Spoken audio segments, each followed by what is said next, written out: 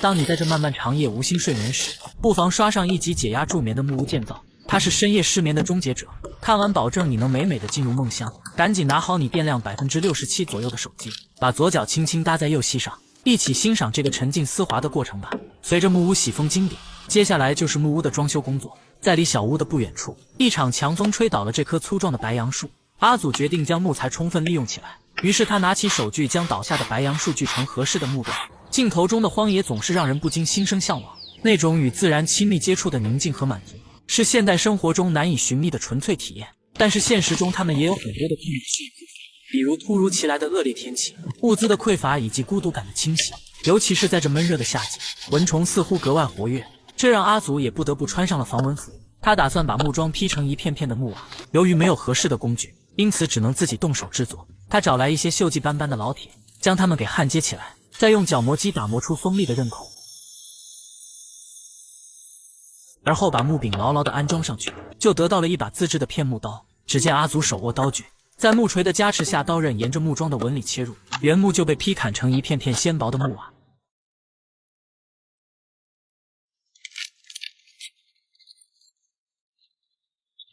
不過刚片好的木瓦并不能直接使用，還需要將上面的毛刺給修理平整，但僅靠斧子的劈砍終究不夠精細。於是阿祖立即翻閱祖傳的秘籍，很快就從中找到了解決的辦法。只見他先拿來一截原木，掄起斧子，沿着中線將其劈成兩半，而後再将切面給打磨平整，最後給它裝上3條腿作為支撐，便制作出了一個簡易的木門。這種結合了桌椅和虎鉗的傳統木工工作台，可以把需要加工的木片牢牢夾緊，如此一來，加工木瓦的效率便大大提高。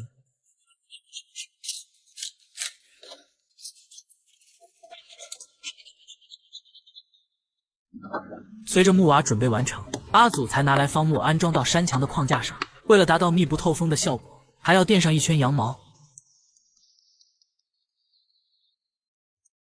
緊接着，阿祖拿來裁切好的木板，沿着山牆的框架開始密封。由於每一塊木板都經過非常精準的測量，安裝上去之後簡直嚴絲合縫。完事後再釘上一層防水布。雖然此時淅淅瀝瀝的小雨飄落下來，但絲毫沒有影響到阿祖的進度。再將多餘的防水布給裁掉之後，就可以拿來之前加工好的木瓦給釘上。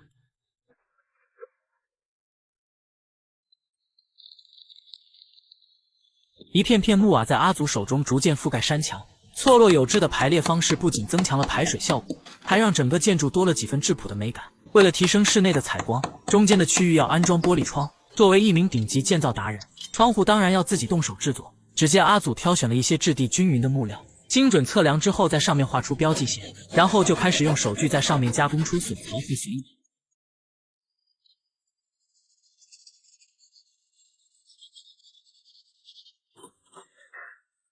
組裝起來後，每一道接口都嚴絲合縫，仿佛與木材本身融為一體。不過為了能更好地裝上玻璃，還要在木框的內側鑿出一道凹槽，這樣後續玻璃就能穩穩地嵌入其中。嚴謹的阿祖還要在相交處用木釘進行加固，完事後就可以把窗框給安裝到山牆上。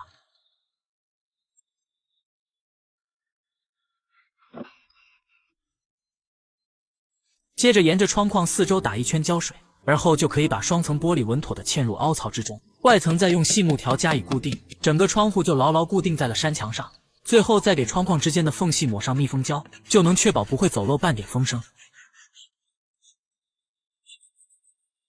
接下來終於到了喜聞樂見的幹飯時間。只見阿祖先將篝火給點燃，而後拿來嶄新的燒烤架給架在火堆上，接着直接拿來一大塊佩奇肉放在烤架上開始炙烤，油脂隨着火苗的舔舐滋滋作響，空氣中彌漫着誘人的焦香。為了更好的入味，阿祖還要在較厚的部位多劃上幾刀，讓調料能夠深入肌裡。經過一段時間的翻烤和調味後，整塊佩奇肉呈現出誘人的色澤。切上一塊放入口中，肉質鮮嫩多汁，直接饞得一旁的二狗子哈喇子流了一地。而接下來，阿祖將繼續搭建房屋的另一側山牆。